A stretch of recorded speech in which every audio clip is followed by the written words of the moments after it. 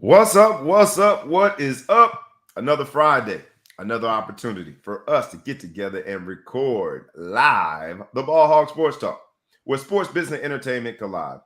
This week's episode is going by the title of Summer League.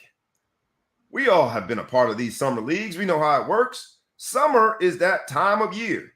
For all of us real sports fans, we struggle a bit.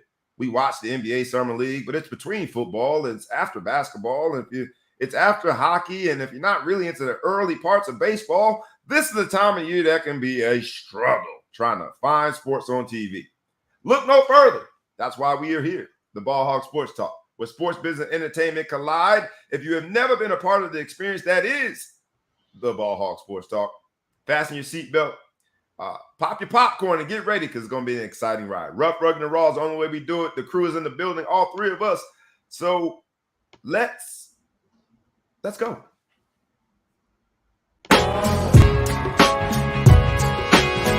Wake up, wake up, wake up, and stay woke.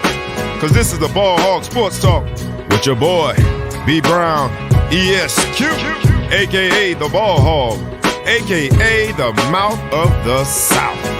This is the place where sports, business, and entertainment collide. And we're going to give it to you rough, rugged, and raw. So come get you a spoonful, like some grits with butter and salt.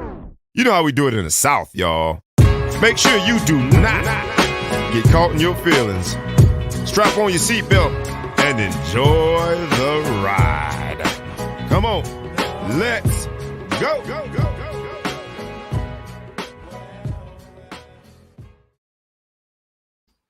You know what it is. The whole crew is in the building. We got from the Central Time Zone, none other than our guy, the one and only. Needs no introduction, but we're going to give him one anyway. The Big Flow Show is in the building. What's good, America? What's good? Yep, you all know what it is. He says hello to the entire America. We gotta go international. You gotta say hello world soon because we're gonna go. We gotta get some people make some comments. Once I see some international comments, international comments. There you go. Get our international comments up, and he'll say hello. You got a friend that's overseas. You make them comments so I can start saying what's up to the whole world. Come on, overseas, chime in now. And then from the East Coast, just about 30 minutes north of me, or what are you, east of me? We close enough, but still far enough to argue by way of this platform is none other than ETPL, the producer. What's up, E? Doing well. Happy Friday. And the fun fact, 3% of our podcast listeners are in Germany. So hello, Dankeschön. Dankeschön, Germany. Okay. Bex, what do you think? I don't know about y'all. I feel like we arrived with that information. You made my day, brother. I don't know how the hell you know that, but okay. That's kind of scary. Analytics, baby. Analytics, baby. Let's do this. So what's up, Germany? Danke. I don't know how to say nothing in German, but nobody else knows either, so you can say it, everybody. It's the thought that counts. I was there with y'all. Just say it straight with your chest, and it sounds German. They got them different sounds. So let's hop in, y'all. Y'all know what it is, man. It's the summertime, and we have all struggled with that summer feeling as though there's nothing to watch on TV when it comes to sports. For me, I'm not really a big TV guy. For those of you that get into series and you have stuff that you watch on the regular, congratulations. I'm not that person. I watch news and sports. News right now has been just, we want to turn the channel, and ain't really been the sports that I typically watch. So I'm having like this summer lull, if you will. And for this part of the show, you know how it is. It's the Ball Hog Sports Talk. All three of us are ball hogs, so we're going to put the ball in everyone's court. I'm going to start off because I finally got a little fix of some good summer sports. And the summer sport that I got to pay attention to last night, they made my night, was the 200-meter final. And sprinter Noah Lyles, he set the American record in the 200 meters. He ran a 19.31. Top 3 spots, the track and field championship, and America is back. Noah Lyles. It was out in Eugene, Oregon, the place where track seems to have its central, its headquarters, if you will. Everything goes through Oregon. Noah Lyles put on, man. So that is my ball hog spotlight moment. Good job, Noah Lyles. Way to represent the USA. He ain't no Usain Bolt. No, but what's he He's compared off to? 19.19 is the 200-meter world record, right? So he Oh, right you there. said how much? So yeah, he never How did that beat. compare? No, I don't know my times for 200 like that. So Yeah, but he good. beat Michael Johnson. Michael Johnson that time was a 19.32 that no one ever thought would be touched. And that was the world record at one point, right? At that time, Yeah. before Usain Bolt came and acted all Jamaican on us and took down all our American records. But Noah Lyles was able to beat that record that at one point was thought to be untouchable. So he ran a blazing 19.31 last night. And Noah Lyles is keeping us alive, man, in the sprinter world. Come on, Noah. We got our faith in Noah. Yeah, I mean, a man named Noah. But good job last night. And that was, for me, at least have some sports in the summer. Felt good. I'll throw it over to you. We'll go Central Time Zone first. The Ball Hog Sports Talk Spotlight. The ball's in your court. Let's go with you, Big Flow Show. Anything you got for us? Yeah, I want to know what the big thing is about this live. Everybody's making such a big deal about the live. I think the golf thing. Yeah. Yeah, this live tournament, everything's coming in. People are so offended by it. They're mad. They're marching. I got to go with Barkley. He said, for $200 million, you might kill a family member. I'm not going to tell you which one of the family members, but you know what I'm saying? If you see me, guard. They're going to be a guard. See me but keep your eyes and I got my own plane, all I'm saying, be nervous. Lock the doors, family, because I love y'all, but you know what? You'll be missed.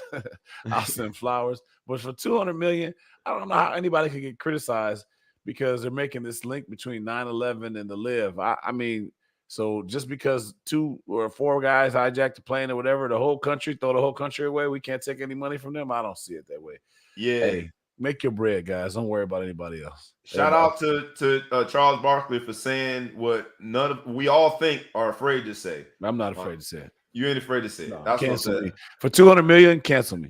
But one of the things that he said that was actually even more interesting or provocative that didn't get as much notice was he was saying, there's all this criticism about, Saudi Arabian money trying to, kind of what they call it, sports washing, to try to get away from basically showing that they're, corrupt or, it's blood money. And he said, if any of us that play sports take money, it's coming from a corrupt place. So nobody really talked about that, but it's a much broader topic where it's like, people in glass houses might not want to throw stones.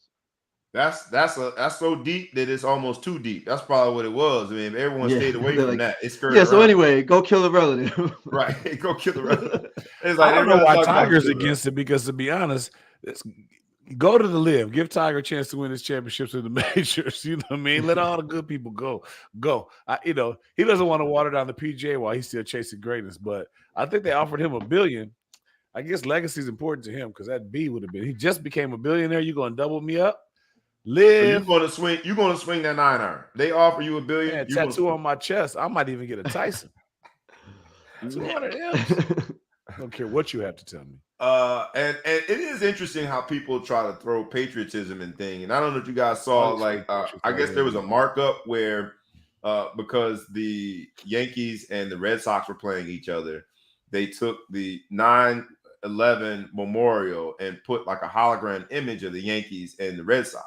And people thought it was sacrilegious. They thought that it was unpatriotic. And I'm just not that sensitive, man. And that's why we have a podcast. You can't be that sensitive. I mean, I don't. It's a. We all are sensitive. Yeah. It's just what we consider we're sensitive to. We're all sensitive. We have racial sensitivities and stuff. It's just these patriotic sensitive people. Like everyone thinks that they should. I should say, bro. A lot too many people think the country should live by their rules and their values, and I think it gets crazy. But now we're going to become a political show. Let's stay on sports. All right, so in that case, we can always count on the man with the Boston Red Sox hat. We're going to throw it over to you. The ball's in your court. You are the ball hog in the moment. Is there anything for the week spotlight, whether related to sports, that you want to share? Yeah, well, so, to your point about the summer just being a slowdown in terms of sports activity, one thing I'm excited about is one of my favorite live sporting events that I've ever been to is the U.S. Open tennis. And there's been, Serena's back. She got ousted in the first round of Wimbledon, so it's tough to see that loss, but it looks like she's getting ready. She's got a court on her property that her husband built for her, official U.S. Open surface, so she's getting ready for I'm hating. That's messing up for the rest of her husband. What about me? I can't go buy no tennis court. I'm hating. And Serena been looking That's at why me your side that's the eye. only reason why your wife not good at tennis. That's why you stay on the It's wait the only- list, dog. Only And reason. you know how long Serena been looking at me, side eyeing me? She watches this show. That's probably the Germany show that we had, the Germany viewership. She out there in Germany looking at me. You know how long she been looking at me? But go ahead, finish your story about Serena. Maybe you get her a Wimbledon court. Looking at me, looking at Change it her. up. Serena loved me. Go ahead. Yeah, so she's gonna play in the Canadian Open in Toronto before the U.S. Open, and then she's gonna play in the U.S. Open. And she's practicing on her, her anniversary gift or whatever it was from her husband. But I'm hoping this might be the last chance for her. So in about a month or so, we'll see if she'll be able to get it done. But that's what I'm keeping my eye on. Well, I love any story that has Serena in it. And Serena, I know we both married, but let's just keep hope alive, baby. But I do want to see her go out on top, man. She need one more, right? She need one more. She's in chase of one more major, right? One more to break the tie. Who's she? Margaret Court is who? Margaret Court holds the record. Nobody in our era. The controversy is so before the Open, amateurs could play in these tournaments, not just pros. And Margaret Court played as it transitioned into being not just pro-am, but pro. So arguably, her titles aren't as reputable as Serena's. But by the numbers, Serena is tied. They're tied. Everybody should be hoping that she beats that one. Everybody in tennis should be hoping that record gets beat. This is no-name person. Well, that reminds you of all the baseball records when they played before black people played. But I digress. Let's not get political today. Affirmative action runs. That's what Chris Rock say. Those affirmative action home runs that against no brothers. Hey, Sal, ain't no brothers on the wall. Let's go with hopping into the different stories of the week, man. Like we said, today's episode is going to be called Summer League. For those of you who are in the basketball space, you know how it is, man. Summer League is just kind of a hodgepodge of people. They just get together and they play. We have summer leagues at all ages. But this week, there was the crowning, the most magical moment in sports, right? Because we couldn't let Hollywood get away with what Hollywood is what Oscars, and music has the Grammys or the Tonys or any of them other shows. Sports finally realized that they wanted to have their own red carpet, and they came up with the ESPYs. The ESPYs this year was hosted by none other than, drum roll please, Steph Curry. Chef Curry was on last night, or when was it? Whenever it was on. Steph Curry hosted the ESPYs this week, and I thought did a good job. He did a darn good job, but there were three things that stood out for me with Chef Curry. And the first one I want to bring out is how we have been consistent throughout the last several months. He was very adamant about free Brittany Griner. I thought he gave the spotlight to a topic that in the most public settings we have seen people have kind of shied away from it. So I don't know if you guys saw some of his comments about Brittany Griner, but applaud the free Brittany. Free Brittany. Good job, Chef Curry. Because Chef Curry all light-skinned and looked like he's 12 years old. He don't really strike you as an advocate for something. He's not really that guy you would expect to have been marching on front lines. But by way of the ESPYs, by way of that platform, by way of that microphone, such a public space, by him going in unapologetically on free Brittany, I thought he did a good job, man. So shout out Team Light Skin. I know y'all brothers was cheering for him. Did you see all the heat that LeBron made a statement, then Kareem came out and spoke on LeBron's behalf? Did you see all that? Yeah. What was he was so speaking? LeBron basically said, if I'm Brittany Griner, I gotta be thinking what my country really feels about me, and I gotta wonder if I want to go back to it. Of course, the patriotic police are saying, oh my God, that's so un-American. But he's like, damn, I'm Brittany's sitting here rotting in jail. Like, do you even want to go back to this country that don't even care? That's not even trying to help you get out? And then again, the LeBron, I hate you. You shut up and dribble. People want to come out and get mad. And Kareem was like, man, there's been no other athlete that's been a bigger advocate for like, human rights. And, I don't want to mess up his quote because I didn't say it right. Basically, he came out and spoke. He came and stood up and spoke up for LeBron. For LeBron, like, man, y'all over here jumping on him for saying this and try to, nitpick, make it seem like it's un-American. Like, that's a very valid statement, man. If your country doesn't help you give back when you're overseas and they don't have your back, then maybe you start wondering whether or not that's your country. That's you can't say that out loud now. So let's just substitute country for, all right, we go to a party and something happens and we surrounded by a whole bunch of people that aren't our friends, right? So we three of us go together. I'm surrounded by these dudes that they just hate the fact that I'm so handsome. They hate my handsomity. Sometimes when you go hypothetical, you go a little dream world, but let's they hate my handsomity.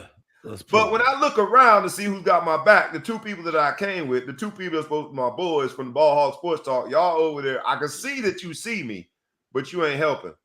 We ain't cool no more.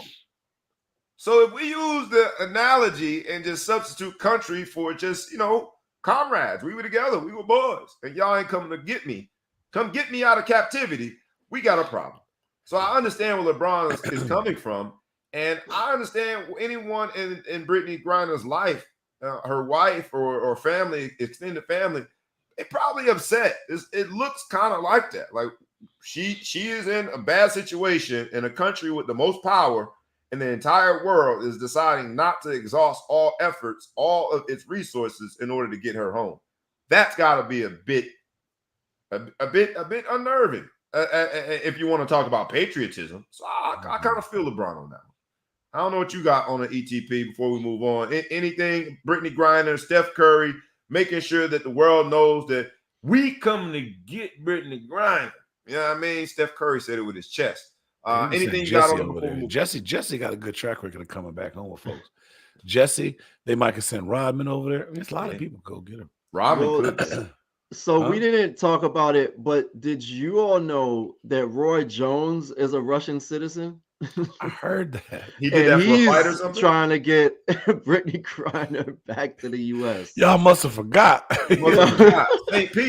Pete is a Russian citizen. I heard that. Have you ever been to St. Pete, Florida? Hey, listen, man. He could run down. St. Petersburg. Chickens. It's the same in Russia. It's the same. Never know, man. He can catch chickens. So no, he's not from St. Pete. He's from Pensacola. My bad. I messed that. He's from Pensacola. You messed the story. I messed up the story. Pensacola, St. Pete, close enough. Pensacola's in the Panhandle. That's basically Alabama. I don't think they got there as a federal prison. So Roy Jones is on the case. He on the case. Get her home, Roy. Get her home, Roy. What's up, my man Scott Bibbs says, and Steven Seagal. Steven Seagal finna go kick some, you know what, to get Brittany. He Russian too, Steven Seagal? He's done enough movies in Russia. Gotcha. So, I didn't realize he was Russian. But go get her, Steven Seagal. Go get her, Roy Jones. Yo, Steven Seagal and Roy Jones. Yo, this is just a action movie. Fight, yes. Being waited. It's a bad movie. It's a bad movie. Who's got $100,000 Russian Hour? Have we been duped? Is this a movie waiting to happen? A box Steven office? Seagal and Roy Jones is Russian Hour. All Russian Hour 2. Bring Home Brittany is the name of the movie. We all gonna go see it. It's gonna be a docu-series. Russian Hour. Russian Hour. Bring Brittany back. Let's go. Hey, but all seriousness, man, I did like the fact that Steph Curry used his platform for good, man. So all the stuff I said about him, because I be hating on him at the house. My son is one of the sycophants, one of the disciples, the Steph Curry's disciples, is as an entire generation is. As an entire generation looks at this man that's not much taller than them, right? That from a facial standpoint looks about the same age. And he just represents everything that these young kids relate to. So I get to hear all the Steph Curry love in my house. I got to hate on him. Yeah, but Steph Curry can't do this, can't do that. That's the only way I protect my Superman-ness in the house. But when I saw Steph Curry step up there and be Superman on behalf of Brittany Griner, salute, man. Shout out to him, man. And I thought he did a great job. He also, Steph Curry, was very adamant about discussing and celebrating Title IX and its our anniversary year. Title IX been around for 50 years. Steph Curry did a good job of, I think, highlighting all that Title IX has allowed for some amazing women athletes to have an opportunity. So shout out to him. I know Big Flow Show, you have a young high school student athlete who is a volleyball player is her sport of choice. Did you connect with what Steph Curry was saying on behalf of all the women student athletes across the world? I didn't have the pleasure of actually hearing the quote, but I definitely look at this 50-year anniversary timeline to see how far sports has come. Just in my short time, on this earth, I guess I ain't 50 yet, so it's older than me. I like to know that some things started before me, but I've seen major changes in our lifetime. And at school, and when I was in school, we dropped a wrestling program, to bring in.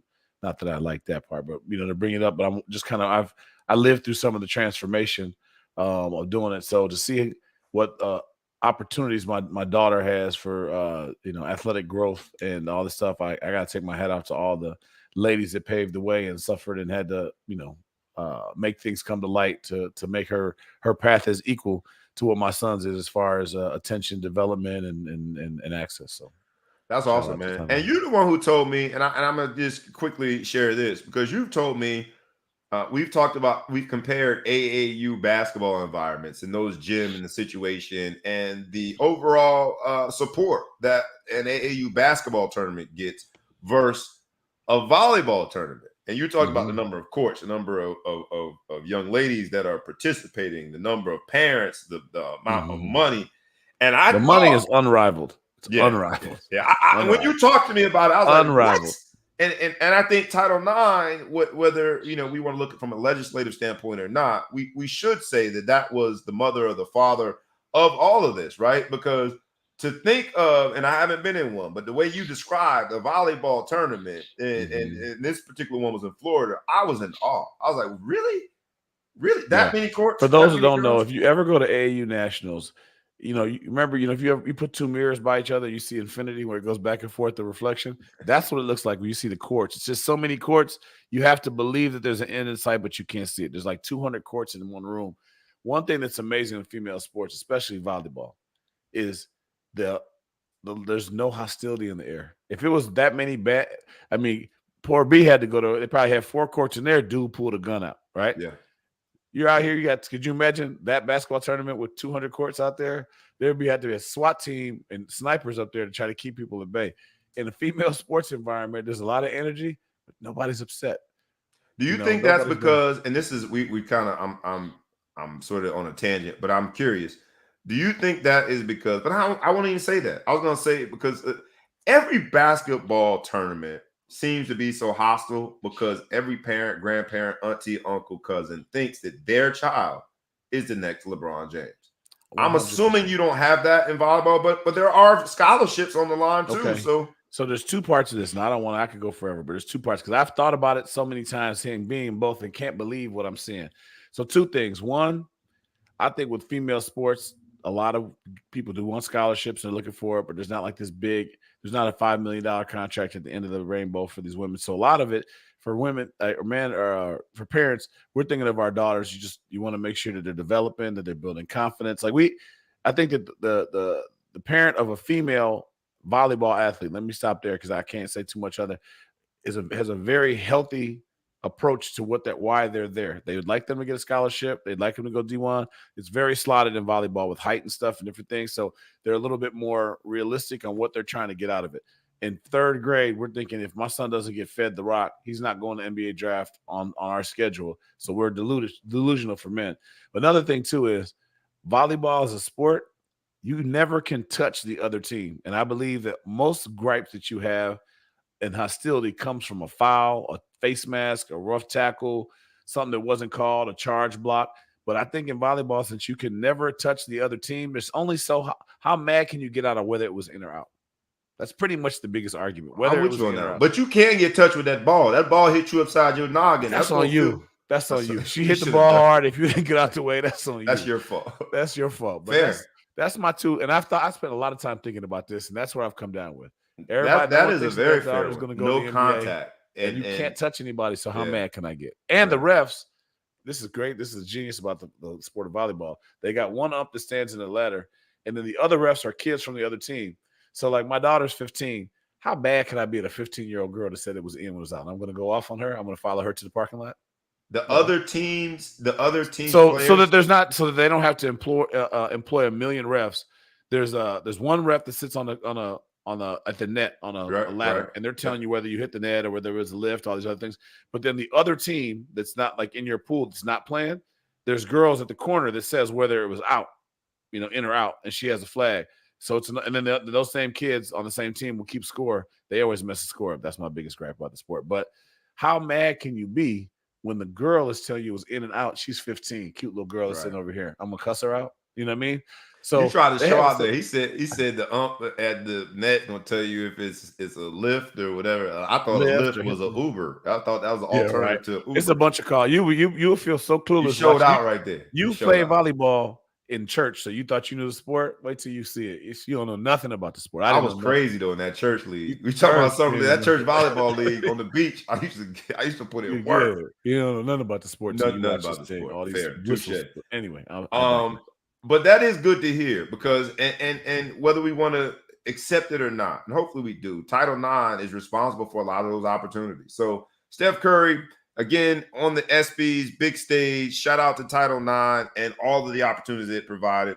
The last thing that he did, and I thought was hilarious, was he took a very cheap shot. It was a cheap shot. It was a body blow. It was, my man was walking away. He snuck up behind him and hit him. It was one of them situations on Grant Williams, the power forward from Boston. Steph Curry wore a green suit, looked and said, "Oh, man, I see Grant Williams from the Boston Celtics is here, man. Good to see you. I haven't seen you in a while. I know you like my suit. I might let you borrow it one day." He said, "I might let you wear my ring too." Just a straight up punch in the gut. And I liked it, man. Team Light Skin showed up and showed out last night. He spoke up for Brittany, he spoke up for Title IX. He also took a shot at his opponent in the championships. I thought it was real deal, Holyfield. But mentioning Grant Williams and the Boston Celtics, he's not the only celebrity that did that this week. LeBron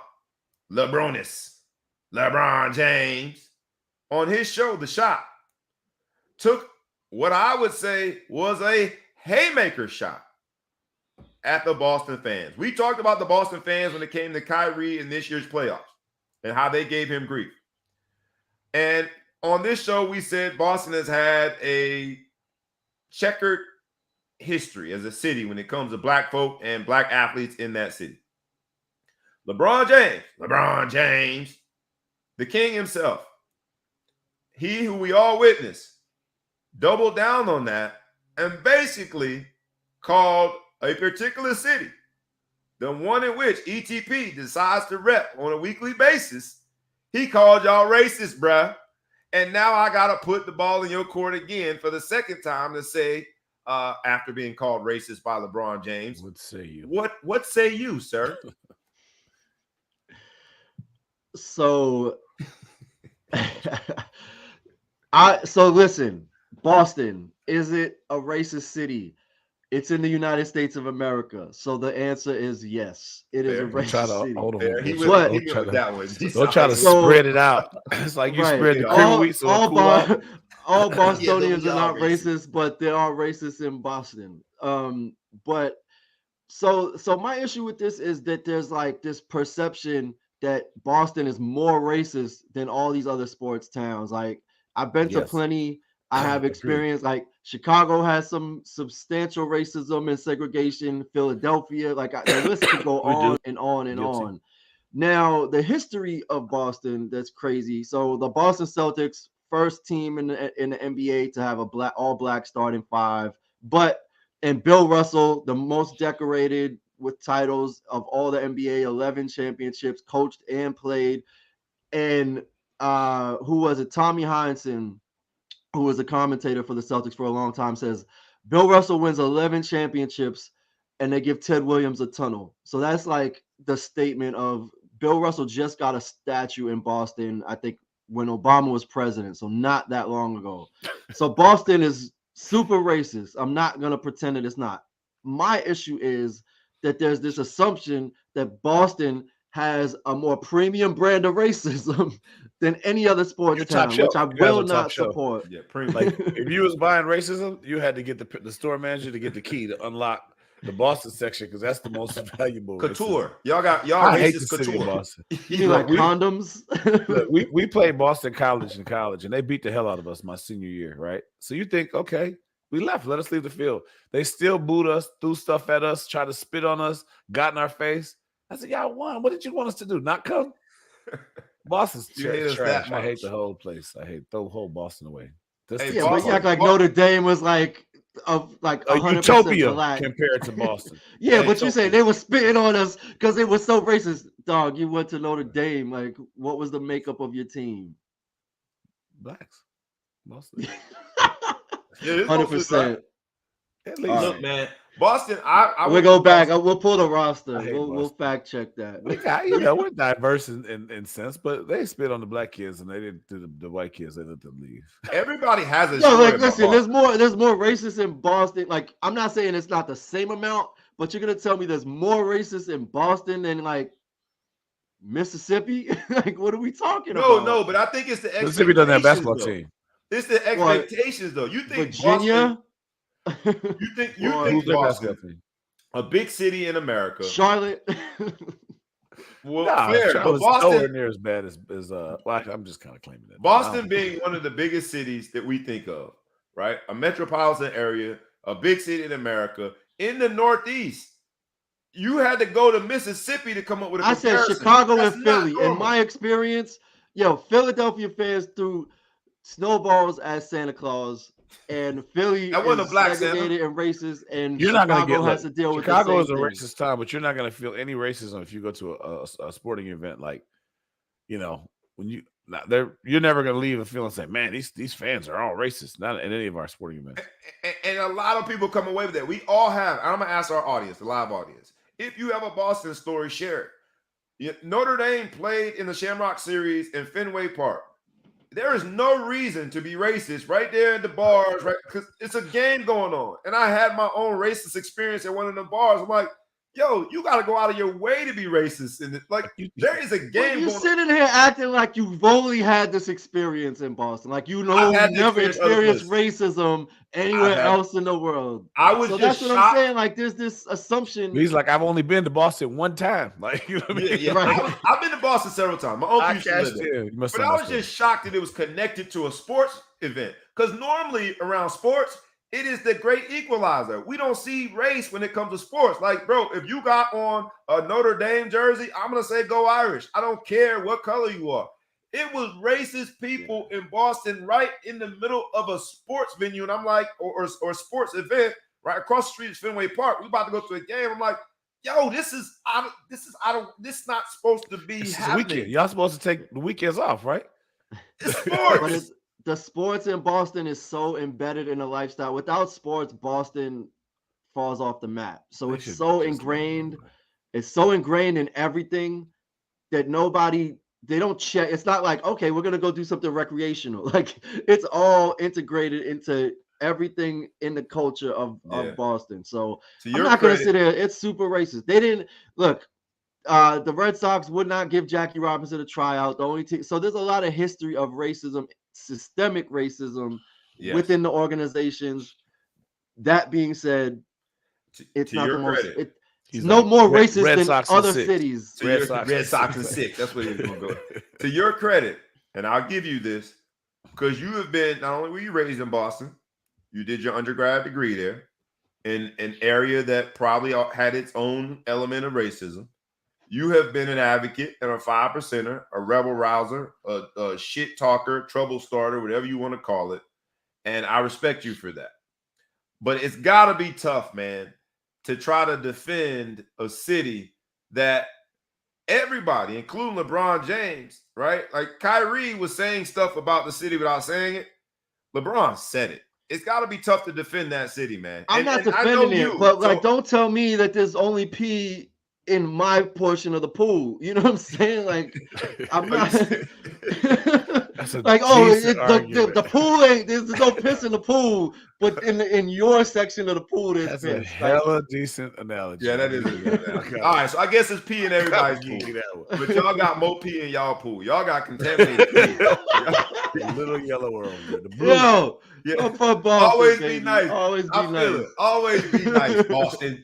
Always be nice. My man Scott Bibb says, and he's from Albany, New York. So, he's close enough to know. He said, Boston's racist. He from Albany, New York, and trying to pretend like everything north of like Westchester isn't the most Confederate racist part of New York State. So is it's like that whole thing.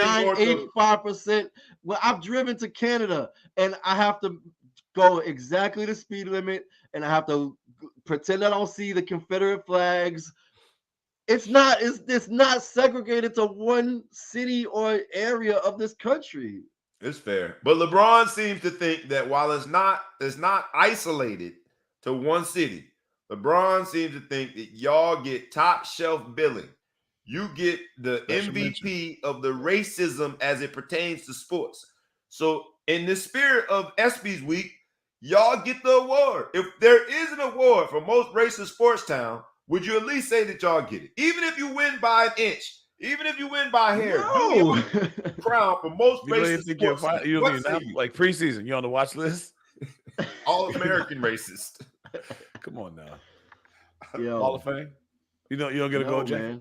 Come on. No. You ain't going with it. It's all good, man. Hey, I like that you rep your town, man. I'm like, we're not getting off this for a second. Like, I'm so confused as to how it has become this common thing. And I get, like, as a pro, I've never been a pro athlete. I've never traveled and played in any of these places. But like, I've seen some, just watching the game, I've seen some really racist, like implicitly racist things happen.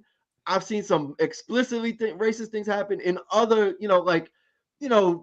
with the way that people like Golden State push, the player like pushed Kyle Lowry, Masai, the cop wouldn't let it. They won the championship and he wouldn't let him on the court. Like, I've seen some implicitly racist things, like super obviously racist things happen in other towns, and it's just like, nah, but Boston, yo.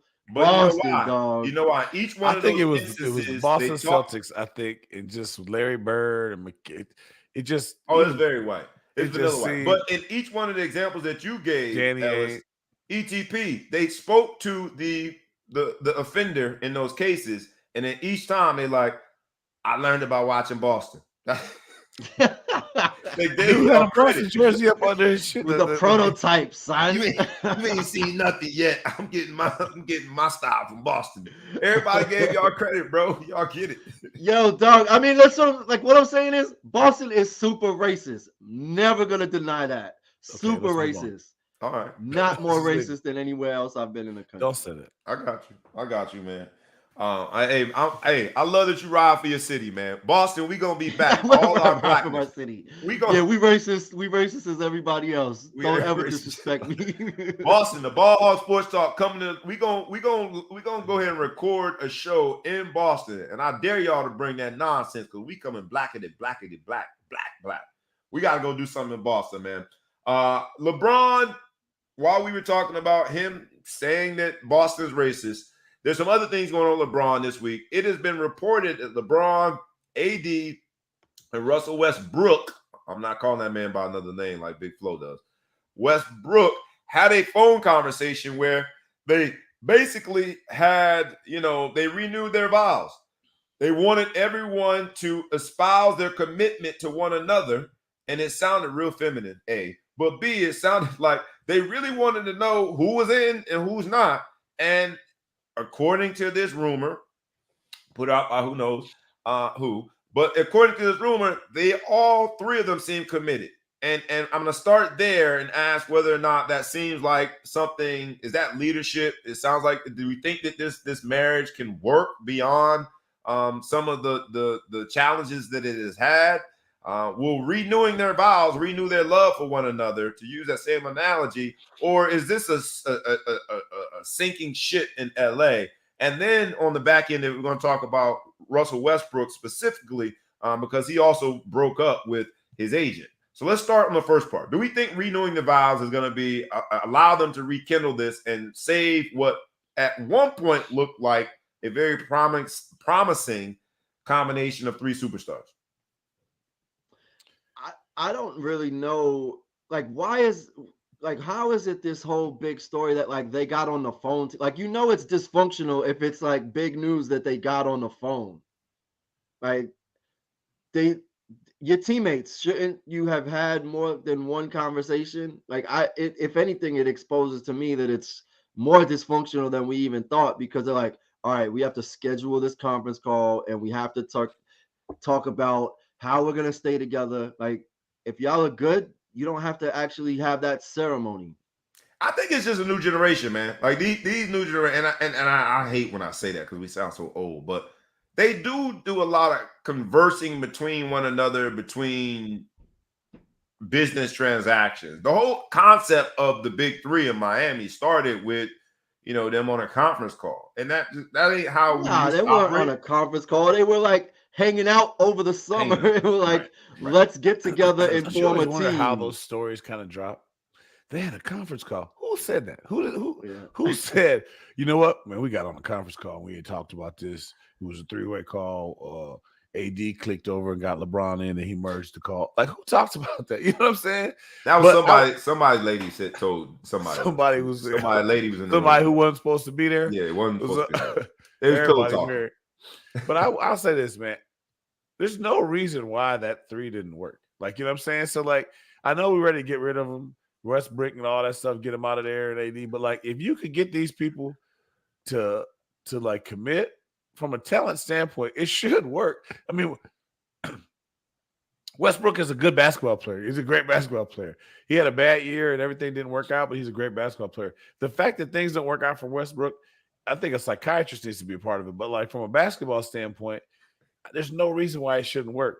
AD, if he would just lift one weight in the offseason, maybe do one ladder, something, everything should work out. It's kind of like, LeBron went to Miami. They didn't win it the first year, right?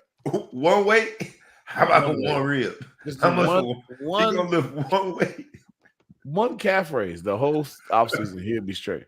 But the big 3 didn't win it in Miami the first year, right? No, lost to Dallas. Should have, but we lost to Dallas. Oh, but they made it. They made it to the made it to the final. All 4 years that they were together, they made it to the final. So this is a little bit of a bigger step we're asking these people to do. But the talent is there to win. It's just some sort of chemistry. I don't know what they got to go do, but don't just throw it away. You know what I mean? Don't just throw it away if you can help it. I mean, that sounds like somebody that's in the midst of a terrible, terrible marriage. Don't just throw it away. All these years, you cannot. Did you try counseling yet? Did you try counseling? You can't just get a divorce. You got to try counseling. These dudes trying to renew their talk to your vows, pastor. Man. Are you tied in 10%? If you tied 10%, all this is the Lord he'll give back. You got to give the Lord his and give it back to you. That's what the problem is. We need to check their tax returns. Y'all give it 10%. Hey, man, it just sounds real feminine to me, man. The 3 dudes making all that money got to have this conversation where they just, are you still in love with me? Have you seen how they dress? So the most masculine one got a mercy. We think Westbrook initiated the call based on how he wears Roddy Piper. He demanded the call. The man wears a kilt. So he's the one that called like 11 missed calls. Like, why are you not answering my phone? Why are you not answering the phone? I know you were there. LeBron and AD like, yo, you got all these calls. You got all these missed calls for Westbrook too. Yo, let's just call. Who's over there with you, LeBron? I know you ain't there by yourself. Call me, LeBron. Hey, I saw that you read my text. I see that. Read receipt. Don't leave me on red. I don't know what else to say about them, man. Because look, I threw the ball in your court when it came to Boston. I gotta go to you, Big Flo Show. You're the last Lakers fan that's claiming it publicly. So, is this something that they can salvage or not? You get last word. Your team. Here, I guess again, like I was starting to say before, unless they can get some sort of crazy trade or something, do whatever. It's not like the talent isn't there. Just play better. Like it's not like, well, we don't have any of this. If everything, when you have all the pieces, you just played like shit. So don't just blame the pieces. Like mix it better. Change the temperature of the oven. Make it a different degree. But I think if they just put some work in this offseason and do what they got to go do, keep it. I'm gonna be the bearer of bad news, man. With the numbers that LeBron put up last year at the ripe old age of 38. In his 19th year, with those numbers, if they couldn't figure out how to win with him putting up the numbers, man, get the divorce, man. just get the divorce. It's cool, man. There's life afterwards, man. You can find your partner that's gonna work, but this particular marriage, you three out there renewing your vows, ain't gonna work, bro. It's done. Sorry. But don't get a divorce unless you already got a side piece, is what I'm saying. Don't just go out into the word to the wise. Anybody listening to that, we gotta put a disclaimer on the show. Anybody listening to that, don't get yourself killed out there. Baby, this is hypothetical. I know she can listen to my show. But I'm just saying, in this situation, don't just actually, as much as I think Kyrie's a joke, I do think that Kyrie would make that team a lot better. That is bringing the mistress into the bedroom. No, that is absolutely the toxic side piece, the one that breaks glassware in the restaurant. Like, get that, but I'm just saying, man, that's what made a song about it. I'm gonna bust the windows out your car. That's who Kyrie is. You put Kyrie in this dysfunction. I missed that song, man. Cue that song up, man. A great song, man. I haven't heard that. I haven't heard that song in so long. But I don't know. I just feel like just to blow the whole thing up and not have a place to go, like at least get Kemba or get. You saying don't blow it up? Get Kyrie Irving. Make it interesting. Listen, we gotta put this fire out. Get the gasoline. Get the man with all the gasoline. Bring him in here. I don't know. You know what, man? Sometimes when you're broken in scoring, you're a little irrational. So Scott Bibb, to hell with you. Okay, I don't like what you have to say. I'm reading comments now. I'm gonna go KD and start commenting on the commenters. Scott Bibb, go to hell. It's all Scott Bibb. It's all Scott Bibb. So just go to hell. That's you. That's fair. That is fair. Sometimes that is the best response. Go to hell. Go to hell. Scott Bibb. And then when they win, I don't want you to come on the show talking about nothing. Shut up. Yeah. Shut up. I still think they could have made the playoffs last year. They should have made the playoffs. You know what I mean? And that's how you know Scott Bibbs. And he's a Knicks he had fan. all the credibility until he said those two words, go Knicks. Your credibility is out the window, guy. That's the only marriage that's worse. I argue with somebody who's less fortunate. My bad, Scott. I didn't realize. I didn't read your You out here blocking third graders' shots. Hey, good job with your little comments, Scott. I didn't know. You at the summer camp blocking 10-year-olds. How many fingers did you type with? 2? Oh, Scott, you upgraded from one finger typing. You like the Knicks fan. He said that Scott. Cute. Knicks fan coming to talk back. Talking shit. But guess what, man? Get out of here. Westbrook and his agent parted ways. They broke up. Anything worth talking about that? Anything to see here? Westbrook and his agent of basically his whole entire career, I think, parted ways. And the rumor is because Westbrook said he wanted out of LA. His agent said, "Look, dummy." He didn't say the dummy part. That's when you put in parens, you infer it. Look, dummy. This is going to be your best situation, man. Your market value would tank if you test the open market. They are calling you Westbrook. Don't be dumb. Don't be irrational. And so they parted ways. The agent came out and basically spelled it out like this is why we parted ways. So the agent's trying to protect his career and livelihood as well. Is there much to do about nothing? Is that a foul? That the agent told? I think I don't know if it's a fiduciary duty to keep that kind of stuff protected, but I thought the agent went a little far by spilling all the beans. Yeah. But at the same time, look, he wanted to protect his livelihood. Is this much to do about nothing that he broke up with his agent? I think one, if I'm the agent, I'm absolutely gonna send out that statement. Like, it is not because I don't know what I'm doing. It's because he doesn't know what he's doing. Right. And I just need to be clear. And I'm not going to ruin my reputation as an agent. So I need to clarify this publicly.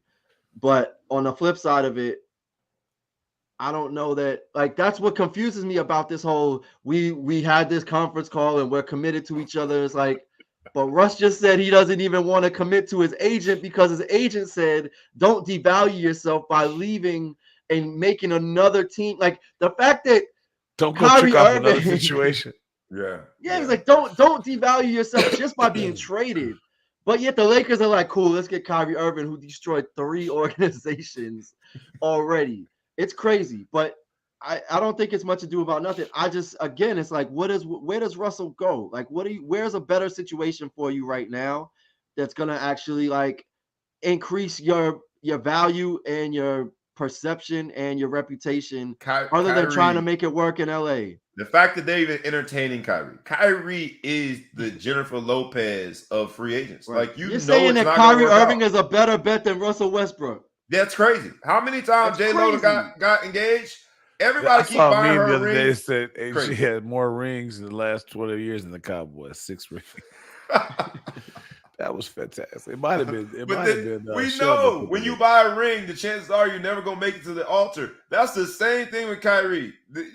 Look, it's a beautiful, shiny object that you think is gonna work out, but it doesn't work out with Kyrie. I'm sorry. The Lakers talking about Kyrie seems to me to be desperation.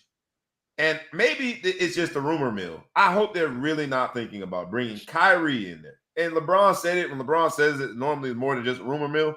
But that's when you have reached a point of desperation. I don't know. I thought LeBron and Kyrie hated each other. That's the funny part. It's a big soap opera. It's the WWE. Like, I'm gonna go back to my ex. It's better to say, you know what? J-Lo went back to Ben Affleck. He said, "Let me do a J-Lo." Dysfunctional relationship. That's why I called him J-Lo, because the whole thing is dysfunctional. It much ado about nothing. You get last word on it. Westbrook and his agent breaking up. What do you think about it, Big Flo, before we hop on to the next topic real quick? I'm assuming that he must have cussed him out when he fired him. Like, you know what I mean? It must have been like real bad for him to say it, because otherwise, it's a business relationship. You don't go out there and just say it. I don't think everybody assumes so much, what's going on, but like he must have cussed him all the way out and been like, "Oh, yeah, you fired. Oh, I'm fired? Okay, watch this. I got you. I told this fool, you can't fire me. I quit. I quit. Yeah. So whatever. Much to do about nothing. Somewhat. I still don't know his agent's name. So who cares? We got to talk about some other deals, because this Westbrook situation reminds me of somebody else that has been struggling, and the other person that's been struggling is my man James Harden. And James Harden just got paid, sort of. And the idea of him breaking up with his agent also brings me to what this Harden situation looks like. James Harden took a air quote pay cut, and any pay cut that is in the tune of 2 years, $68.6 million. I don't want to cut that 0.6 off. He's getting 2 years, $68.6 million. So that's about 34. I think he's guaranteed 30. I don't know what the exact numbers are, but about 34.3 per year. I think he's getting 33 or something like that next year. And James Harden hasn't been James Harden when it comes to what you expect. There are points in the season where he's playing 76ers that it looked really bad. In the playoffs especially, it looked really bad to me. But it has been also, there's two different sides of this same story. One half of it is he took a pay cut to make them more competitive. The other half of it that has been told by the cynics out there, and I got to admit, I'm probably one of the cynics, is he wanted to make sure that he didn't test the open market now, give him some protections, get to the point where he could ask for more money next year because he has a player option next year. Are we looking at it as James Harden finally growing up, Big Flo, and saying, in order for me to win, I got to take a pay cut? Or was this just a chess move to get him in a position next year with an option that he gets paid, hopefully playing much better than he did this season, which was a sort of a ping pong between Brooklyn and the 76ers? Is he the white knight saving the 76ers and their cap space to get more talent? Or is he out for self, as James Harden has been notorious throughout the recent years of his career? I think he's out for self. I don't have any reason to believe that he's suddenly this guy that's a team guy or whatever. That doesn't, you don't just become that or whatever. He's just trying to get his money. I have a hard time paying these dudes. I heard a statement where he's like, yeah, I'm committing myself to get back into shape of kind of the where I was before my playing form. The fact that you can even say that, meaning that you let yourself go while you played, I have a hard time paying you $33 million a year. You know what I mean? Yeah. Like, I want to find out, hey, look, come out and say, I had a hard time. I was trying to overcome this. And, I don't like people saying stuff ain't their fault. But don't let me feel like you weren't committed at one point, but now you're going to recommit to try to get in shape, and I got to give you $33 million to put again. Yeah. I want to know you left it out there. So that makes me even more reluctant to give you money. Right? Yeah. Because it took you this, picking it and took choosing all that? this. Yeah. You picking and choosing now what you do. So I think they put him in that situation. I think he had some more money to make later. He realized he don't want to hoop no more. Just for shits and giggles. Just for shits and giggles, because we got this dysfunctional relationship going over there in Los Angeles. This whole conference call trying to renew their vows. Just for shits and giggles. Would you put James Harden in that mix? Get rid of Westbrook, bring in James Harden. Just for shits and giggles. Because he's only going to be there 1 year. With James Harden, you think added to AD and LeBron be the right mix? Absolutely not. I have a problem with that whole OKC team. I think that whole OKC team, KD included, there's some toxic. I don't know what they were serving in the water down there, but there's some toxicity. What do they call it? Toxicity? Am I saying that right? Toxicity. It's some femininity. They came out of there, man. They softened baby pillows, baby. Everybody come out of there got an issue. They do. But that's when you know James Harden. What's Serge Ibaka doing these days? Is he tripping too? I don't know. What's going on? I forgot Serge Ibaka was on that team. Good call. Hey, I'll tell you this, man. That's when you know you reached almost rock bottom, because you basically telling me you're gonna stay with Westbrook, who you have now deemed Westbrook over James Harden. That's when James Harden. I don't know, James. Might be over, bro. I didn't expect you to say that. Westbrook. Here's the thing about James. It's a lack of effort that drives me crazy for all that money. Westbrook never gets accused of not giving effort. Oh, yeah. He tries too hard. That's why the ball hits the top of the backboard. But, I'd rather say whoa than sick him. But, you know what I mean? Look, he tries, man. You know what I mean? He puts it all on the court. So, very fair. I'll give you that. We got to get to this other big contract in the NFL, man. I know I'm shifting from NBA to NFL, but there was a contract that sparked a little bit of a debate in our group chat. We got my man P, who does all of our research, brought this story to our attention. And the way he brought it to our attention sparked a little bit of a debate.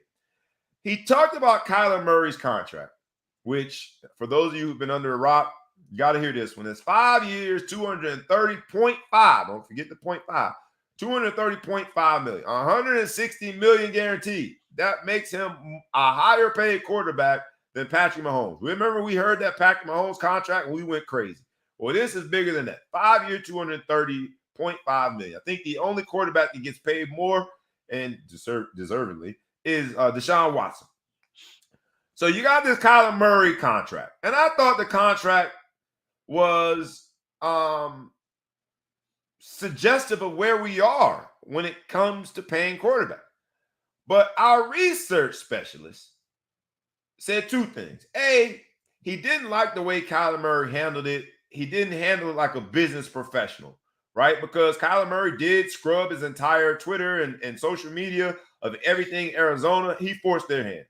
And then he also said, basically in a rhetorical, what does this mean for Lamar Jackson, who still hasn't gotten paid? So let's talk about both of them. You think that Kyler Murray's strategy in getting paid, because whether you like it or not, it resulted in the second highest contract ever by an NFL quarterback, something like that. So it resulted in success when it comes to getting paid. Do you think he handled it the right way? And then the second question is, does this mean that the Ravens just don't believe in Lamar? Lamar is the quarterback in this contemporary era who still hasn't gotten his contract. What say you? So two things. At the end of the day, he got paid, so whatever he did worked. So you can say he went about it the wrong way if you want to, but he got paid, so it worked, right? Yeah, we got to stop going. We got to stop. And sorry, you about to move on. Before you do, I want to just say we got to stop. And my research specialist P does a great job, phenomenal job, great brother, understands sports like no other, good brother. But he still has, and we all have a little bit of fandom, right? I think we got to stop analyzing contractual situations from a fan perspective. Because if you are deciding what contract you take and how you advocate on your own behalf when it comes to these contracts, while putting the fans first, you're almost certain to cut off your nose and spite your face. You're going to kill your finances. You can't think of it from a fan perspective, right? So as a fan, when we're analyzing the contract and the strategy used to get the contract, we sort of got to remove the fandom part of it and just think of it from a business standpoint. The fans will come around. If he's winning games, they'll come around. He took all the Cardinal stuff off of his thing. He's just going to put it back, and they'll forget. They'll get over it. They like him. He didn't leave everyone gets over it. You know what I mean? He's got to make his money. We just got to – it's kind of like sometimes you just got to sit back and let people do what they're going to go do for their bread and see what's going to go on. He came back.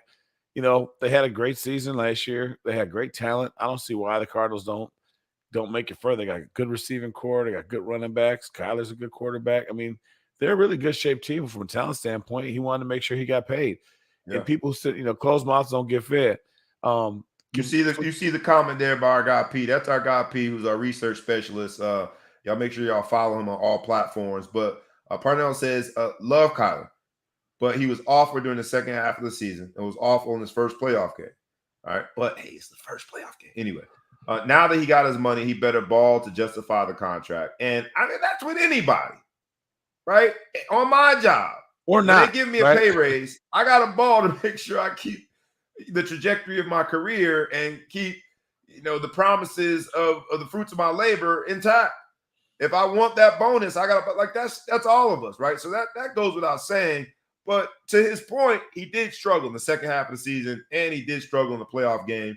But I don't know if when you're thinking of a franchise quarterback, you can't just have this "what have you done for me lately" mentality, because you'll miss out on securing your franchise. And I think that's all Arizona was trying to do, is secure their franchise. Fair? I think it's fair. I mean, they think they have their guy, so they pay their guy, and that's what you have to do. If you think you have your guy, pay him, make him happy, get this shit off get the negative sentiment out of the room. Like, just make him happy. If you have the money, pay him. You're trying to run a successful program. Now, when you compare that to the Lamar Jackson, I gotta go back. Lamar doesn't have an agent, so there is no chess gamesmanship there. I think maybe it's they say when you represent yourself, you have a fool as an attorney. You're right. You're the fool as a client. Any attorney that represents himself, right? Yeah, as a fool as a client. And so, I mean, he's saving 3%, but maybe he should be making moves to get the contract that he's not doing, that someone could advise him. Lamar don't give a damn, man. He does what he wants to do. You know what I mean? So I think it's risky as hell in this game to ever leave $1 on the table, because you can lose your whole career in one snap. In the offseason workout, you can be done. And because of that, I got a son that plays the sport as we've talked about many times. And every snap, I'm happy every play when he just gets up off the ground, I'm like, yeah, that's like a one win for me. Yep. He got up and he ran to the huddle. Cool. Next, when the game is over, he jogs, shake hands. I'm like, okay, cool. We got one down. Because I know how this sport is and how much it can end. He got to one level. So my point is, a guy like Lamar, like, he needs an agent to be showing him the gamesmanship of what he needs to be doing. Somebody probably told Kyler Murray to do all that kind of stuff, or at least he talked to him about it and helped him out, and now he's getting paid. I want to see Lamar get paid, and he's sitting there by himself just like, I'm not worried about it. He wearing more Baltimore gear than anybody and still don't have his contract intact. I'll say this, because P also suggests, and I'll read the comment. He says Lamar is more deserving of a contract than Kyler. Lamar did win an MVP, first team All-Pro, and won a playoff game, unlike Kyler. And all of those things are true. And I would love to end the sentence with a period. But I got to add a comment and say, but. And a previous comment from a live audience, we appreciate you guys commenting. Basically, it's like, while you might think he's overpaid, the market allowed for it. So that's what he deserves. Right? The market dictates what you're worth. Simple and plain. The market does. And that's open, free market. That's what we are in this country, and especially in professional sports. The market said Kyler Murray deserved 260. How much is it? $230.5 million over 5 years. So that's what he got paid. Now, I do agree that the market suggests that Lamar should be getting paid more, but the one caveat is the one that you've offered, the Big Flow Show, is he's representing himself, or some combination of himself and his mother. And I think that when you're representing yourself, just like you said, the attorney representing himself is got a fool for a client. When you're representing yourself in terms of sports, there's a level of invincibility that all of us feel as an athlete, right? When you were watching your son play and you're just happy that he gets off the ground on a play, he's on the ground thinking, I can't believe I didn't catch a one-handed touchdown for 6 that, ESPY. There's a level, and he ain't thinking about getting hurt. And I think the same thing is true for Lamar. The reason that Lamar and his camp have not engaged the Ravens is they're thinking of all the upside to waiting and what the market is going to demand, and none of the risk associated with it, because that's what you do as a football player. You feel invincible. The person that's most shocked when someone gets hurt is the person on the ground that's hurt, because you feel invincible. I think that has something to do with why Lamar hasn't engaged the Ravens and hasn't gotten his contract. And I hope that changes quickly, because the brother has earned it. But yet still, everyone's getting paid but him. The style that he plays the game, too, he needs a contract, man. He runs that rock. Yeah. He's invincible. I never heard the word used, but he's definitely not invincible. He's invincible. He's very invincible. Right. Very invincible. Especially running in between them hashes with them dudes that's just as fast, way bigger. Nobody's just as fast, but okay. So they only a step behind in the 40. Yeah. Way bigger. And they got bad intentions. Lamar intentions are to create highlights. Their defensive linemen and linebackers' intentions are to take his head off. They are programming wired or something. I just pointed at y'all, your type of person. You're wired to take someone's head off. Bend them, you bend them. If you can make the shoulder pads touch the feet. That used to be the goal in high school, trying to make the shoulder pads touch the feet. And see, so for our audience members that are listening right now, y'all are part of, he's on the couch right now. This is a therapy session. What human being thinks that way? Make his shoulder pads touch his feet. I'll tell you what kind of human being. Them defensive linemen and linebackers. So, Lamar, get your deal done, bro. You playing with people that think that way. Shoulder pads touch feet? I don't know. Why do you think that way? I hate to admit that literally was my goal. I was trying to see if I can make his shoulder. You pull in real tight and see if you can make him go straight down. And if it touches the feet, you get 10 points. That's that. You need no other example, Lamar. Get your deal done, dog. Because there's people out there that think that way. It's the people you running the ball. Hey, don't nobody make my son shoulder pads touch his feet, please. Sorry. Anybody I tackled out there, my kids playing, man, don't tell them about it. Hey, I'll say this now, man. Like we ask every week, humbly, please like, please comment, please share, please tag a friend, please tag a foe if you have them. Please tag anybody that you know, and please subscribe to both our YouTube channel and to our podcast. The Ball Hawk Sports Talk is in the building. As you guys see, my man ETP took off for the week. Sometimes it goes like that. Sometimes they don't even say goodbye. Yeah, he was just out. He was just like, I'm going to go. You know what? In his fairness, he gave us an extra 10 or 15 minutes, so he was late. Somebody's probably cussing him. He did. But so you know that it is on purpose. There's only two people on the screen. We didn't take him off. We just keep waiting for him to come back. Right. Everybody's like, well, where he went? His computer is rebooting. Right. Him gone. Let's answer this question quickly, and then we're gonna move on. Did Kyler Murray make the right decision by choosing football instead of baseball? What say you? I don't know. He just got 230.5 M's. I don't know how. When you get to that kind of money, it doesn't matter where you would have made more. Now you get it was successful. He got to his other contract, so yes, because now he's doing what he wants to do. He'd rather play football than baseball. Could you have made more money in baseball? Potentially. But when you start to get to this many millions of dollars, it's like, what would you rather do? I'd rather do this. So it was 100% a good move for him. Yeah. I agree, man. And look, he got paid. So at the end of the day, there are 31 other starting quarterbacks in the NFL that would trade their contract for his today.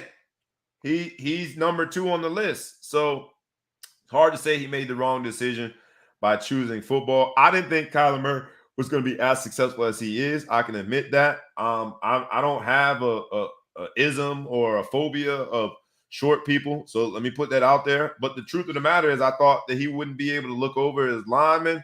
He's just too small. Can't get it done. All that running between the hashes and the that sounds good. But when one of them people like, Big Flow Show come running and try to take your head off, bad things can happen. I say all that to say I was wrong. The guy is an electric football player that figured out how to use and maximize his size.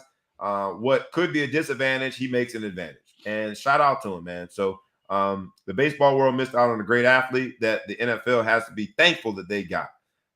So it is what it is, man. It is what it is. Go ahead, Kyler Murray. Get paid, dog. Let's quickly, man, because we wind it down for the day. Again, I'm gonna ask you again since I forgot to say it earlier. Please like, comment, share, tag a friend, tag a foe, tag anybody you know, and please subscribe to both the YouTube channel and to the podcast. All right. We are now dwindling down. We're getting low in the show. It's time to get low. All of this money talk when it comes to these quarterbacks, all this money talk got me thinking about ratings, Madden ratings, because what if the contracts were symbolic of what your Madden rating was? All right. But the Madden ratings is always a big deal every year. There's a 99 club. You got a 99 rating. That's basically perfect. Only a few people. I think I had a 99, right? I'm not sure. That's that level of invincibility. You still feel invincible. I'm not quite sure. Yeah. Yours might have been a 98.9. You know what I mean? Yeah, but it was close. Round up To the 99. But it makes me think about these ratings, man. And the one that I thought was very funny is Devontae Adams had a higher rating than Justin Jefferson from the Minnesota Vikings. And Justin Jefferson gave him credits like, you know what, he might be the best, but after this season, I'm gonna go ahead and dethrone him to be the best wide receiver. Do you think Madden ratings, because there's some cyber geek somewhere, or that's the best part about that, right? Think about it. Think about the people that are creating these ratings. Because Madden did, so we know he didn't do it. Long ago, right? he didn't do it. He didn't do it. It's some sorry ass dude. We get so many goofy ass people that never played a sport credit, get you in the Hall of Fame, do all these goofy ass. You know what I'm saying? That's in Chicago. That's the biggest insult you can get in the hood. Is somebody call you a goofy ass. That's as bad as it gets. Some goofy ass dude is sitting out here saying this person is the better receiver, and we get all worked up. Who cares what these people think? Hey man, but these dudes be getting butthurt. They be upset when they see that their rating isn't that high. And I think this is revenge of the nerd. Them same nerds, y'all used to take their lunch money. Them same nerds, and they came out for the football team, they got the pat on the shoulder like, come on, man. You remember? We had one dude, the coach called him numbnuts. Like, numbnuts, man, why you coming out here? We used to laugh at that dude. I bet he's somewhere creating Madden ratings right now. It's revenge of the nerds. These nerds are getting the last laugh because players getting real upset, man. Our P talks about the Jamar Chase rating is only an 87. I guarantee you that somebody called Jamar Chase like, man, your Madden rating only 87. And I don't know Jamar Chase, but based on how some of these current players get all upset, panties in a bunch over a computer rating, that means nothing. Where is this whole generation going? But you know, the thing is, this is a gaming generation, so they all playing the game. Could you imagine, though? I guess if in respect for them, could you imagine, B, if you playing out there, you and ETP are both receivers, and you playing the game, you trying to win, and you had to switch yourself out for ETP because you need a touchdown. Because I need a play. Because you need to score. That's humbling as hell, right? They got me slow. They got me can't run routes. Can't catch. I gotta just You're right about that. I got at that point. It's like you making me vote against myself in this one, but it's funny to watch these players get all upset about it. And it is a gaming generation, so they are playing the game. I think this year I'm finally gonna get back on Madden, man.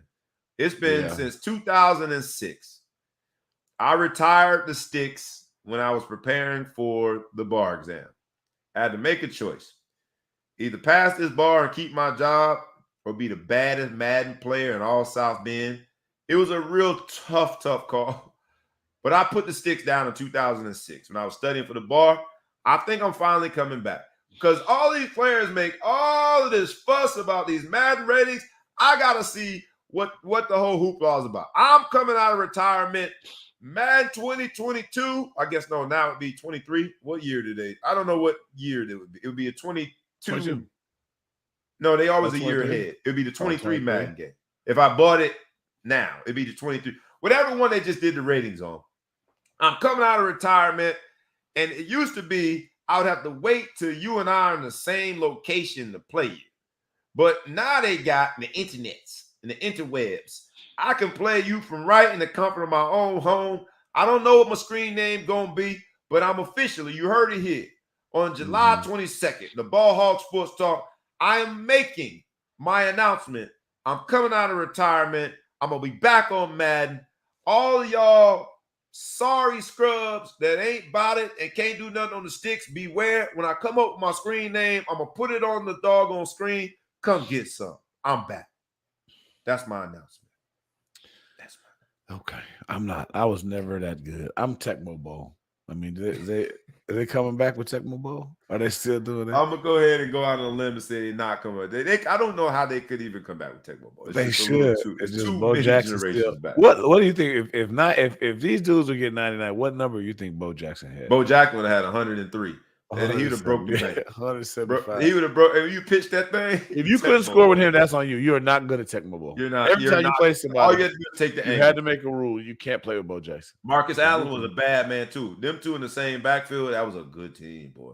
You just have to do the little thing where you do almost like a stiff arm with his foot. You just do the thing and pull back and be about. That's how the characters used to run. It's like, bro, why you limping, dog? Just run. But nah. All right, so you coming back? We'll see if we can get Tecmo Bowl back. I promise you, if one of these geeks is listening, one of these geeks can get your Tecmo Bowl back, bro. Go ahead and come out of retirement, man. So much money for that too. I was over here to go buy the whole station, and then you start playing, be like, man, this sucks. Like, because the memory of things from your childhood is always way more romantic than it really was. You're like, wait a minute, this sucks. We really only got how many plays? We really only got 4 plays. Scott Bibb, our live audience contributor and supporter, I appreciate you. But you lying, boy. I used to whoop you. Yeah, I think my last game I whooped Bibb and retired. That's how I think I went out. I went out with like Michael Jordan against Utah, game 6, the shot that everyone talks about. That's how I went out and I retired. But I'm coming back. Just like Mike, I'm coming back. Mm-hmm. Let's hop on to the last topic for the day, man. Well, I'm going to mention MLB because they had All-Star weekend. But before we do, let's talk about this real quick because you know that there's a particular NBA player that you made an analogy that any superstar can go to Golden State and they'd have the same outcome. I then said, well, in that case, Andrew Wiggins should be the MVP. This was a KD story that we were talking about. And I said that means Andrew Wiggins should be able to go there and win the MVP. Now, he didn't win the MVP. He was close. But it sparked a controversy between us, and y'all said Andrew Wiggins wasn't no superstar. I still hold true to Andrew Wiggins is a star, and he's flirting with superstar status. That's how I'm going to end on that one. But now Andrew Wiggins is in the limelight this week because after winning a world championship with the Golden State Warriors in a season where it was his first All-Star appearance, in a series against Boston where his play teetered on the brink of being MVP in the finals, and everyone's giving him credit as being and proving me to be 100% right. Yeah, okay. Even a non-superstar. It would have. You was close. I was close. It was very close. You probably was pulling for Andrew Wiggins. You know what though? Had Andrew Wiggins truly been a superstar, he would have. But he was this close as a non-superstar. You know I'm right. But I know you and I love you because you'll never admit it. But you know my argument was so sweet. I'll never admit it. And I don't like the way y'all played Andrew Wiggins. And Andrew Wiggins this week played himself. Now, I ain't going to say he played himself. He disclosed some information that was interesting. And let's just talk about it briefly, man, because during the anti-vax movement, when we saw players making a decision whether or not to get a vaccination or get a paycheck, we thought it was, I'm going to say me. I thought it was laughable that it was even a conversation because just like Charles Barkley said, 200 million, I kill my own family member. With the type of the dollars, the contracts that these players are making, put anything inside me. Go ahead, vax me, dog. Don't even tell me what's in it. Shoot me up. It's cool. I'd have probably had worse inside me at some point at the doctor's office anyway, with them concoctions. That's how I was looking at it. But to Andrew Wiggins' credit, this week, he said in an interview, despite this being an amazing season, despite the fact that he won a championship and made his first All-Star game, he still frowns upon the fact that he allowed them to put that vaccination inside him. What do you think about that, man? I mean, part of me says, okay, I will admit I was a headline guy when I first read it, and I just thanks, Crit. I forgot to add my pause. You're right. I said put something inside. Yeah, go ahead, man. You know what? Y'all just some immature. I love the fact we got some immature. I forgot to say pause. You're right, Crit. My bad. Pause. So at the end of the day, I feel like, I mean, again, granted, somebody asked him a question, I'm sure, and it led to it. So you wonder why he even brings up some stuff like that. But I know, right? Just immature. I Scott love Bibb. y'all anyway, man. You know the funny thing, Scott Bibb, that picture is perfect for what you just said. The picture, like his little icon, you got that. You got that somewhat side eye with his Like, girl what's going co-signing. on with Doug? Let me just go out here and say I didn't mean it that way. Let me I don't want that There's anything wrong with it. Choose you, but that's not me. I don't do make you, that choice. but I'm gonna do me. I'm gonna do me. So, but yeah, I mean, at the end of the day, it's like move on, kind of. You know what I mean? Like the vaccine, do it, don't do it at this point. Everybody got, because the president got COVID. Nobody worried about it. He's still talking. Our governor been having COVID for like a month over here, but he real fat. And this is his second time with COVID. I think if it don't get him, you probably shouldn't be as worried about it. But whatever. He had the vaccine. Why would you regret doing it now? If nothing's wrong with you, it's over. But didn't it seem like a little more? I felt, because he said it after all of those things, it seemed a little more genuine to me. Because after all of that, in his career, this is a storybook season. And after all of that, when asked, he still said, it just made me, it made me take a step back and say, I might have been a little aggressive when it came to the decision. Because people sincerely, he sounded sincere. He sincerely regretted allowing them to put the vaccination, to take the shot, to put that inside his body. And it made me feel as though it was a lot more sincere than at the time when the conversation was being had. Because I'm like, this is an easy decision. Maybe it wasn't for people like him that truly question whether or not vaccination should be used in the human body. It seemed a little more sincere. I gave him credit. You know, I look at it. I always was. It's funny because I was gonna say I was always pro-choice, and I was like, I wonder how many Roe versus Wade people are really are anti-vaxxers. Think about that. Pause for a minute. I bet you most of the people who are celebrating it are the same people who say, it's my body. I should be able to choose whether I'm vaccinated. I bet you I can make a TV show out of that. You on to something there, my brother. Pro-choice. But I always felt like you shouldn't have to force anybody to take the shot. I did it because I didn't want to get it and die. And I do believe that, the greater good, to get rid of stuff as a herd immunity and getting the shots. So I do believe that was the case. But at the same time, man, if you really believe that thing can mess you up, I don't agree that there's zero risk. Because like you said, I mean, we drink out of plastic bottles. We drink out of hoses. We eat pork. A lot of people do smoke cigarettes. People drink alcohol, all that kind of stuff. So let's not act like we just are all vegans around this joint. And then, just eating all organic. And now they try to put this poison in us. And let's not act like we haven't had a million vaccines that we've never. How many people looked at the vaccines and did research to find out all the what was going on with the vaccine? Just put your arm out, man. Is it going to hurt? That's all we ask. Is it going to hurt? That's the only thing we ask. You tell your kid, I'll give you a lollipop if we shove this thing in your arm. But now all of a sudden, this vaccine, we also worked up about it. So that's just me. But, I guess you're right. If somebody, I want to give him the credit to say that he probably didn't bring it up. Somebody probably brought it up to him. I can't imagine an interview where he just said, I got something to say.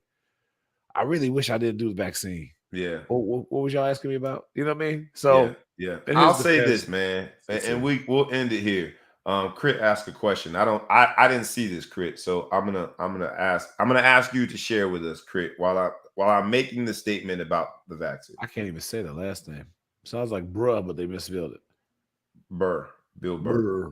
Burr. So I'll say this to all of the NBA players, and even beyond that, because I extended it beyond that and said just all of us, because employers, not just the NBA, employers universally, considering the safety of their workplace, had essentially a requirement that we all needed to be vaccinated. And if you decided not to, I on this show called you silly, crazy, a fool. I want to apologize, because reading Andrew Wiggins' words, it shed new light on the reality. Like you said, Big Flo, there's some people that are genuinely concerned about the concoction in that vaccine. They're genuinely concerned about the side effects, both short-term and long-term, that the vaccine might have on their body. They are genuinely anti-vaccine as it pertains to all viruses and sicknesses that we try to vaccinate against.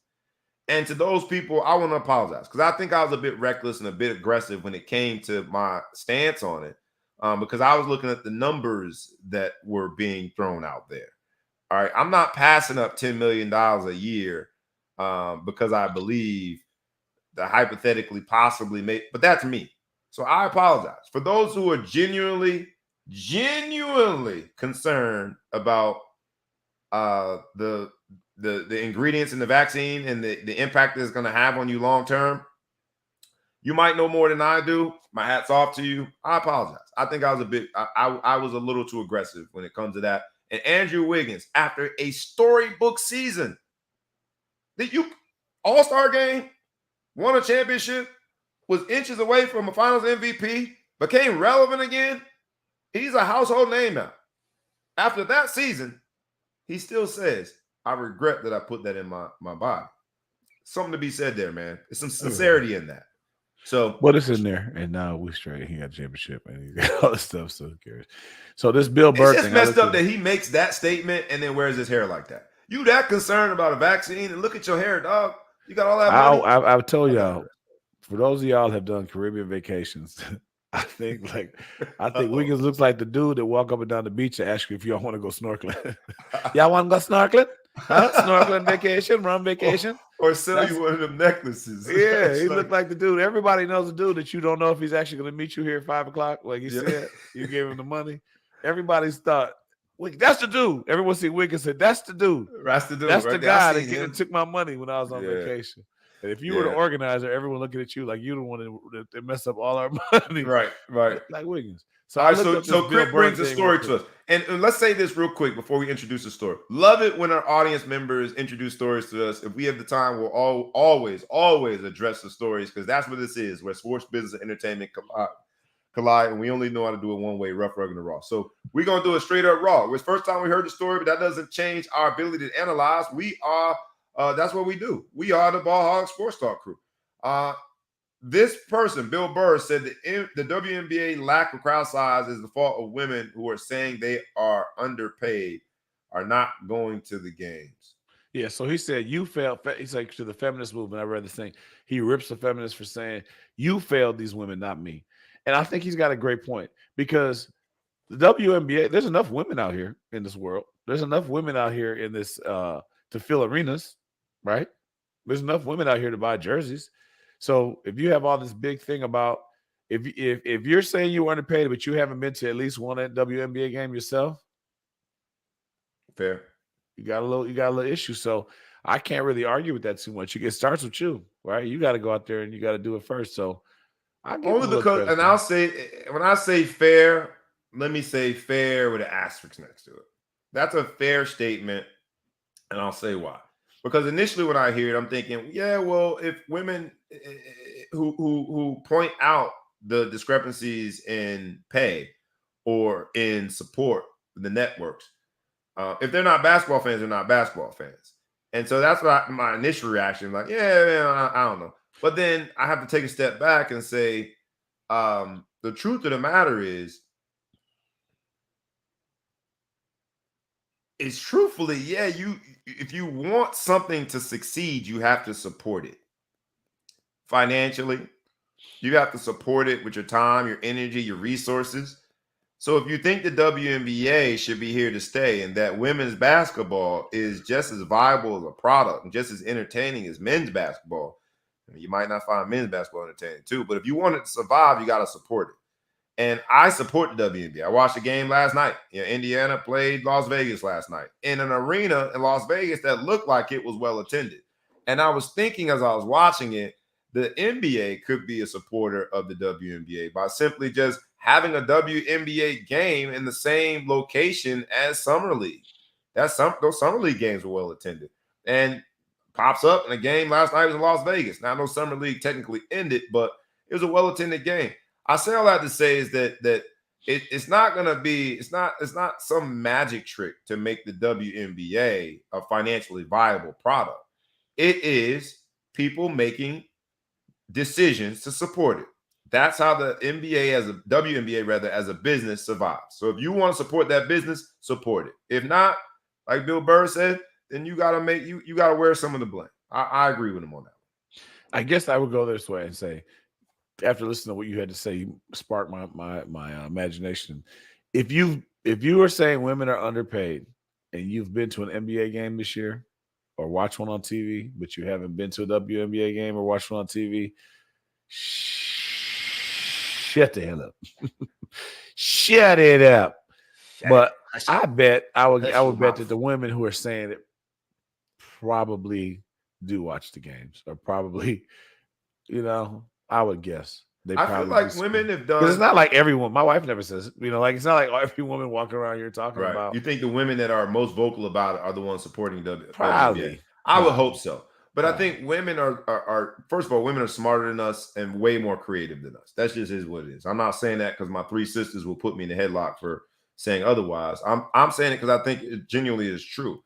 And so if that's true, just like women have created book clubs and supported their favorite author by just distributing books throughout their network. Same thing is true. Do game watches where throughout an entire just network. Have it on in the background. Have it on in the background. But throughout the entire network, they are support network of women that have decided to come together as some form of a collective.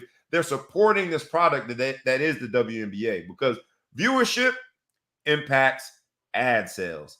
Ad sales impacts time slots when networks put products on the air. And so it is a domino effect. And if you want to support it, you've got to be creative and support. I love the WNBA. I think it's better basketball than NBA, right? Because I don't have the threat of Steph Curry shooting from half court. While I love watching Steph Curry shoot from half court, I hate seeing my son the next day shoot from half court. So the WNBA to me is a better product to share with an upcoming basketball player that's trying to learn to play the game the right way. So I support it. I don't know why more people don't. Those who are complaining, if you don't support it, then you are the problem. I gotta agree with Bill Burr on that. Gotta agree. Yes, and as my man Crit says, yes, women basically, I don't know if they created it, but they sure took it to another level with these investment clubs, right? Why not invest your time, energy, resources into the WNBA? And the more groups of women that do it, I think it is going to spark not only more interest in a great product, but women lead and men follow. It'll spark more men to support what I think is a great product and some great basketball. That's my 2 cents on it. Let's go home on this, man, because while we don't do a lot of MLB, let's at least talk about All-Star Weekend, the home run derby. Juan Soto won it. The actual All-Star game, the AL won the game. And because the AL won the game, I should also point out that John Carlos Stanton, Mr. Yankee himself, won the MVP of the game. But because the AL won the game, American League won the game, that means that the home field for the World Series goes to the AL team. I think that's a bit much. I guess that's the way they try to make the All-Star game remain competitive, something that the NFL has struggled to do with its Pro Bowl. The NBA, I think, has it best with the different rule designs and whatever that's called with the point thing that they do. They've been the most creative. But isn't that too far? I think it's way too far because you got to think there's going to be all-stars out there that are – I mean, I guess the baseball this season is so long, it's kind of hard to ever say the season is over. But you got to think it's going to be some people out there that they realize I ain't got no chance to go to the World Series. And it's going to be that one play that's going to go, do I run and dive and lay out for that catch? Or do I worried I pull an ab for my real team? I just don't think that the All-Stars are going to care that much about winning other than the teams that are like in the top in the hunt. You know what I mean? Right. There's so few teams in baseball. It seems like so few teams make the playoffs. It seems like it's the hardest sport out of all the sports to make the playoffs. I've got to watch more baseball to see if home field advantage. I imagine every other sport it matters. But in baseball, does it matter as much? It matters. It matters. It has to, right? It matters, yeah. You got all those people out there cheering for you or mess around. Let's say Somehow Chicago sneak their ass in there again. It's cold as hell in this joint. Play baseball, it's cold The as weather, hell. yeah, November, yeah. Baseball, you get the bees they say you get the bees when you hit the bat with the cold bat, whatever. Yeah. But anyway, I just think it's stupid. But it does give it meaning. It does give it meaning, but I think that might be too far, man. I gotta figure out sort of what the happy medium would be, but I think that's too far, man. So shout out to the All-Star weekend and a Yankee winning the MVP. That makes everybody in this area happy. How about best record? I mean, what's wrong with that? Best record, something like, it just seems crazy that it would be dictated by All-Star game. Right, and it has such an impact. Yeah, it's November. You absolutely better believe that weather plays a role in it, and just playing in a stadium with familiarity. When it comes to batters, that's one of the top factors that batters acknowledge is what helps their batting percentage is familiarity with a particular stadium. So maybe they should do like crossover game, overall season crossover game record. Something that makes sense because like we got to play the NL and what do we do against the NL? Something. How does the NL versus the AL do for the season? Something that would make more sense. People don't call me enough, man. I'm easy to find. I got the ideas.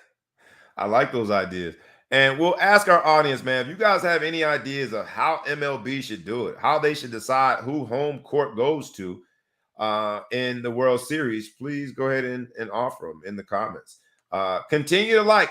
Continue to comment, continue to share, and please, it'll cost you 3 seconds. Please subscribe to both our YouTube channel and to our podcast. The wheels are finally coming off on this episode, Summer League. I know it's the time of year where we struggle to find some on TV. That's why you come here for the Ball Hawk Sports Talk for those in the live audience. For everybody else that's listening in the podcast space or watching on the YouTube channel, we thank you for your support. We ask you to continue to support us. We'll be back with more riveting content. We're going to keep on arguing. We mean debate on sports, business, entertainment. We only do it one way. That's rough, rugged, and raw. Y'all know what it is. It's the Ball Hawk Sports Talk with your boy, B. Brown ESQ, a.k.a. the Ball Hawk, a.k.a. the Mouth of the South, a.k.a. Mr. Excessive Celebration, a.k.a. Breezy. Had the whole crew in the building. You got the man in Chicago on the Central Time Zone, the Big Flo Show. Any parting words before we get out of here, Big Flo? I need more nicknames, man. My shit's all brief. You We're said gonna about work on 13 that. things about yourself and then just one for me. I'm going to come. My next, Eric, in the comments, man, what's a better nickname? Comments for better nicknames. Big and Sexy is one already. PG-13, man. PG-13. Nothing crazy, man. Because we do shoot back. Call me and stuff. That's what the ladies like to call me, Big Sexy. Most Lady love. Most of them be in the old folks' home, but you never know. You got to start somewhere. So, anyhow. With that, y'all, we is out. Peace.